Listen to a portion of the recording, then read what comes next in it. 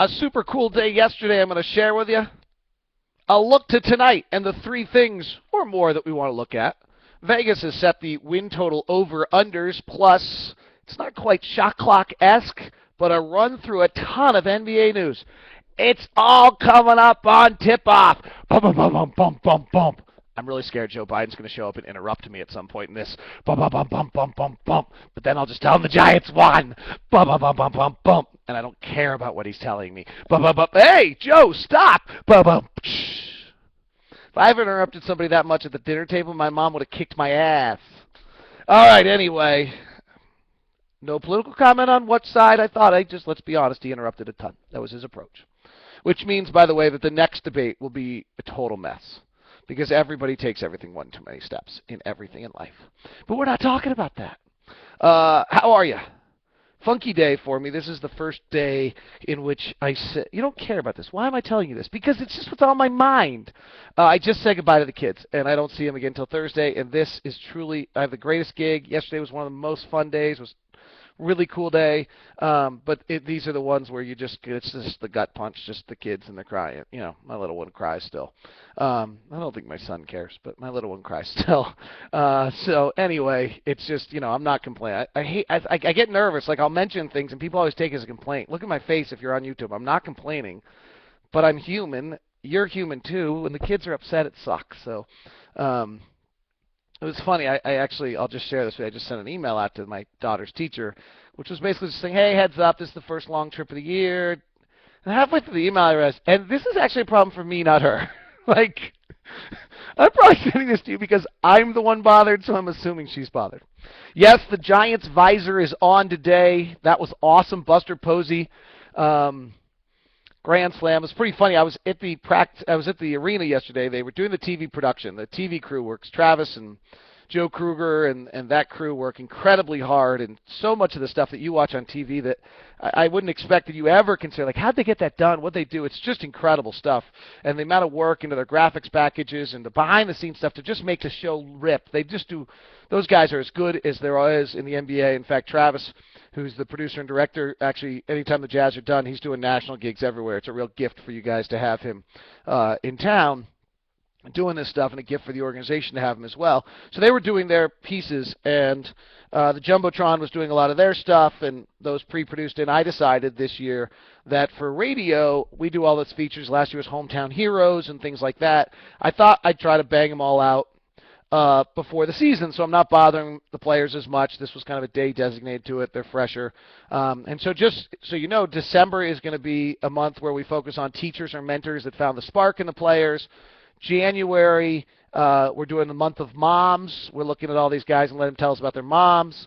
Obviously with Randy Foye, that was touchy. His mom died when he was 5 years old. His dad died when he was 3. His mom died when he was 5. So we talked grandma, but he told the stories a little bit about what his mom. It's really cool to hear these guys talk about this. February's Black History Month, so we talked about that with the guys. And then March, with March Madness going on, instead of doing college, we did high school, all the high school state championships, so their greatest high school moments. So we'll have those for you throughout the broadcast this year. They're really interesting. It was really cool. I mean, these guys, I just would tell you this. I know you want Al Jefferson to pass more, and you probably want, Smo to do this, and I'm going to talk about favors I want him to develop. They're just great guys. So maybe instead of always psychoanalyzing and overdoing it like I do, just root for them. These guys are so good to root for. I mean, it's to some extent, it's that whole thing where I blew it last year or whatever, where I went, blah, blah, blah, blah, blah, blah, blah. And how do I do that? Well, because I care, because they're good guys. You just get close to them, and I'm so lucky to get that close to them and get to know them. I mean, I spent 15 minutes with each one of them just kind of in this conversation yesterday, and I spent a lot of time with them, but 15 straight minutes, other than a few guys who I've really gotten to know well, I don't do that very often. Frankly, I don't know how many of my friends I just sit with it for 15 minutes and we ride together or golf together, but 15 minutes, just two guys on a chair. And there wasn't one guy that made me uncomfortable. There wasn't one guy that was rude. They were all engaged. They were all interesting. Their stories were all endearing. Marvin Williams telling me the story about his Air first sneakers was one of the questions you guys suggested, and he wrapped plastic bags around his Air Jordans because he lived in Washington. It rained so much he didn't want to get them wet on the way to school, so he'd walk to school with plastic bags. Marvin Williams, first car, I asked them first car they drove and how old they were. Marvin Williams was 14 years old driving to work to help support the family. Funny little cool stories. One of the questions I asked, if we walked into your childhood room, what would be on the walls in the room? What posters? Al Jefferson, I didn't have a childhood room. We slept on a day bed in the living room. We had two of them. Asked Al Jefferson what his favorite Christmas present he ever got was banana bread pudding from Grandma. Give you a little bit of idea where he came from. Now we're talking about the biggest bed in the world and all that.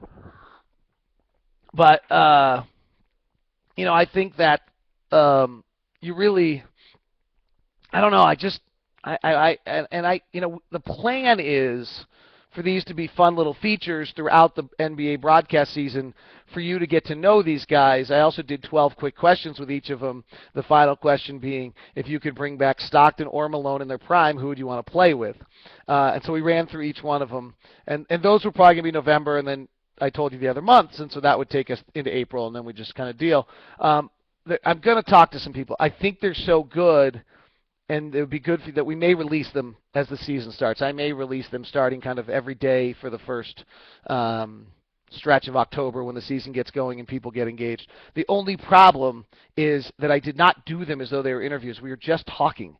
And so it's going to take, I have a million ums. I'm going to be embarrassed some of the things I hear because the way you're couching questions. The intention was that my voice almost is never heard on these. So I've got to do a lot of editing, and you guys have to kind of stick with me a little bit. But it was just a cool day. Randy Foy really opened up a little bit about what kind of a childhood, stuff like that. I didn't talk to Mo. He was the one guy who snuck through. I didn't get to talk to Jeremy all the time. Alec was actually very interesting. Hear these guys talk about their moms is unbelievable. Anyway, it's just really cool. I could go on forever about it, but it was just a great day, and I think the thing I would just tell you is they're just, like when the guy makes a play and you want to cheer for him, cheer for him. Cheer for the franchise, cheer for yourself because you're a fan, but cheer for him. Like Marvin Williams is worth rooting for. Alec Burks is worth rooting for. Ennis Cantor, oh my gosh. 3 people you want to have dinner with, dead or alive. Ennis Cantor. Dude, it'll be all of our male dreams to be at that dinner that he chose. Woohoo! Derek Favors, Earl Watson went like the 3 intellectuals. Marvin, I think somebody, and then, of course, Favors and Ennis had the 3 most beautiful women you could ever imagine in your entire life at dinner with them. It was just so fun. So anyway, that's my point today more than anything else, and I hope I haven't just overly taken this too far for you. Tonight, there's 3 things I really want to keep an eye. I think you want to keep an eye on. I think the guys are going to play hard. They're good dudes. They'll play hard, and it's in front of the fans, and they're fired up for that. So you're going to get that. The next thing that I'm looking for, and Ty really has talked about, this is not me, this is Ty, is better communication amongst the team defensively. They were good on that first, I think I talked about this yesterday, but they were decent on the first rotation. Then the second and third rotation, they fell apart. There was some communication issues on that, and 2 guys would run at someone sometimes, or nobody would run at someone, or the same guy would have to run back at someone. So just watch defensively as the ball moves in the rotations, whether or not it looks as though things are crisp. It's hard to tell. It's very hard to always know who is supposed to make that rotation, but you can actually who cares? Why isolate one person and make but you can tell if it's right or if it's wrong.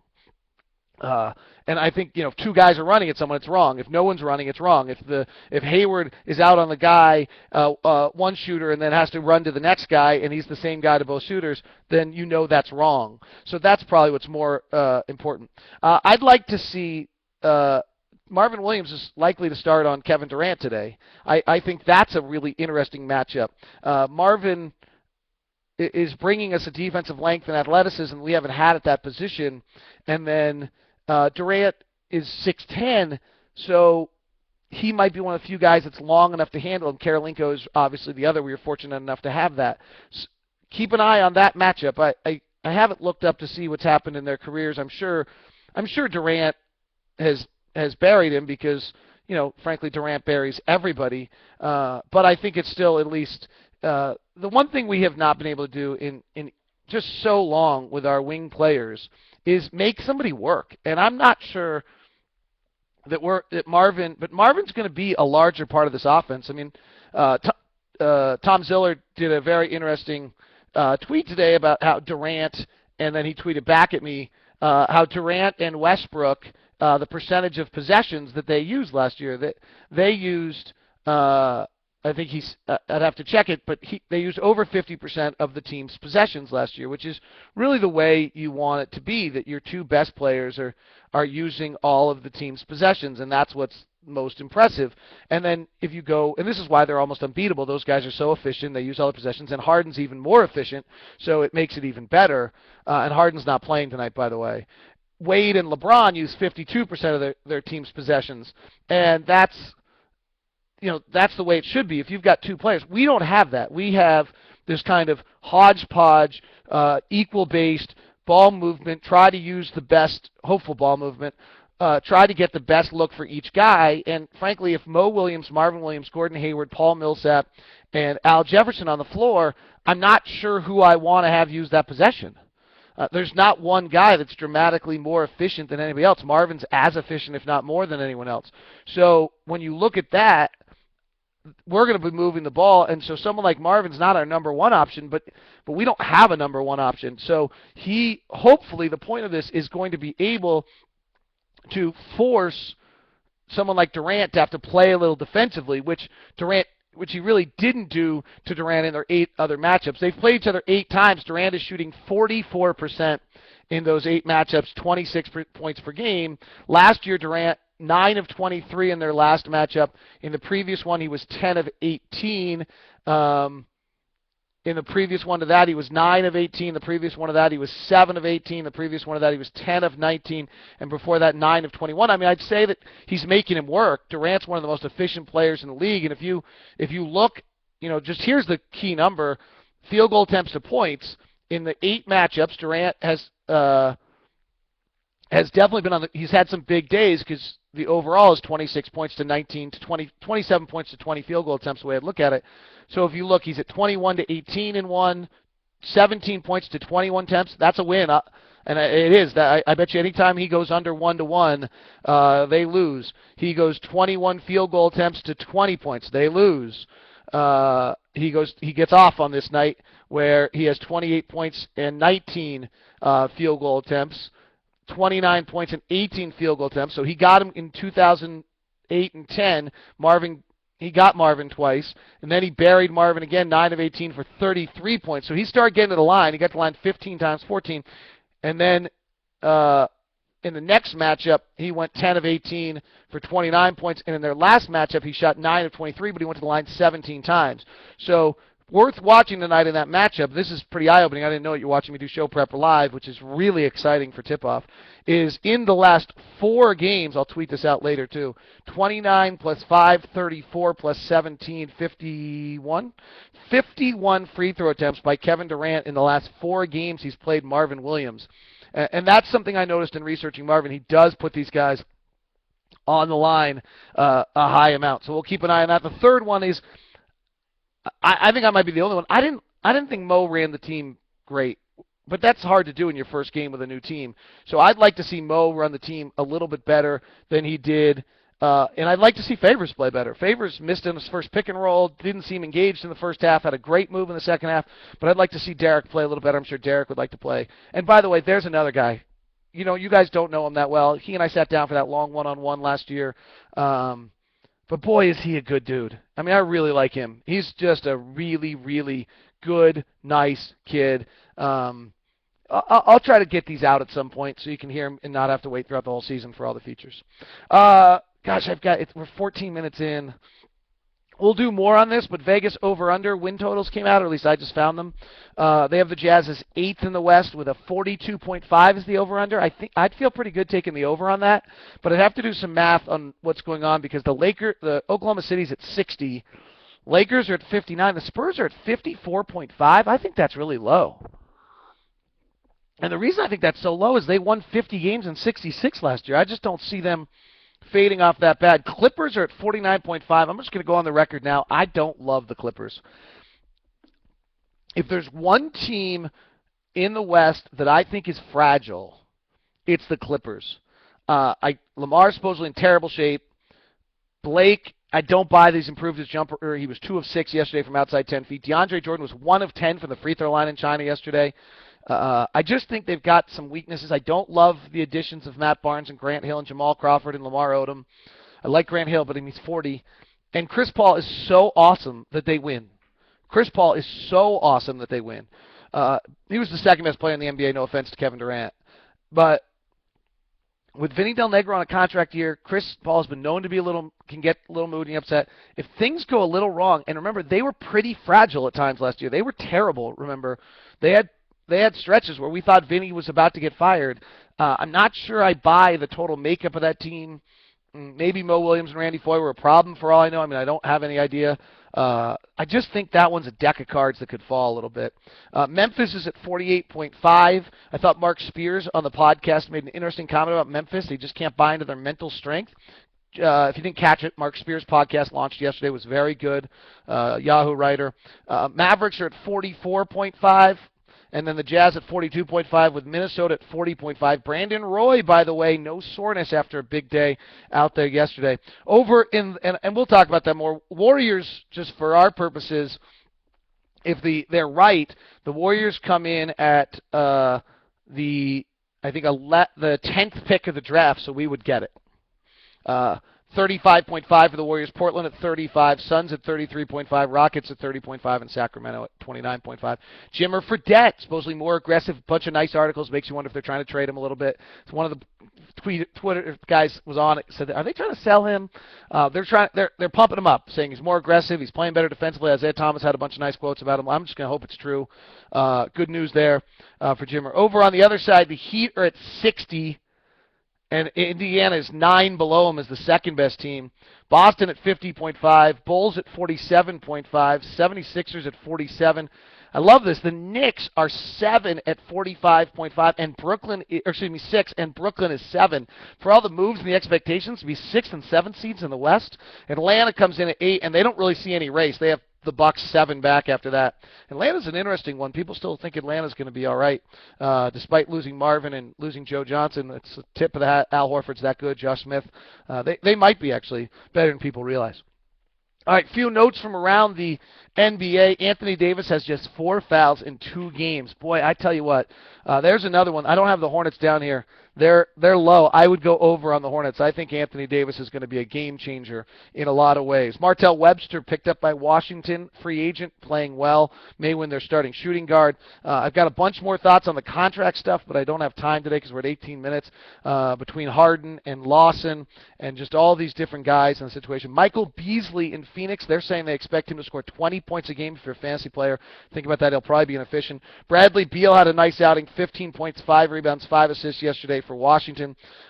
Harrison Barnes dropped another 20. Drew Holiday, without Andre Iguodala, put 27 on the board for the 76ers. And Steve Novak goes 7 of 7 from 3 in a preseason game. All right, that's it. That's kind of our end. The way I'm going to structure these, I actually haven't decided. I don't know. Honestly, here's the discussion. The podcast is getting so popular, and some of the numbers are getting big enough that there's a little bit of a discussion of whether we lead NBA, then go Jazz, or we lead Jazz and then go NBA. Who knows?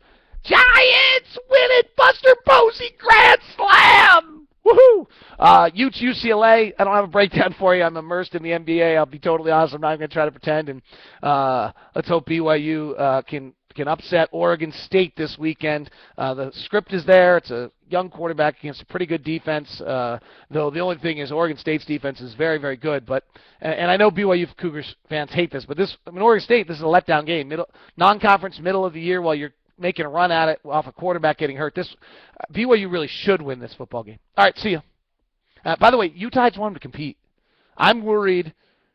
I'm very worried that Utah is in far worse shape than we think. So I'm going to be watching that game from LA. I just want Utah to compete. See ya.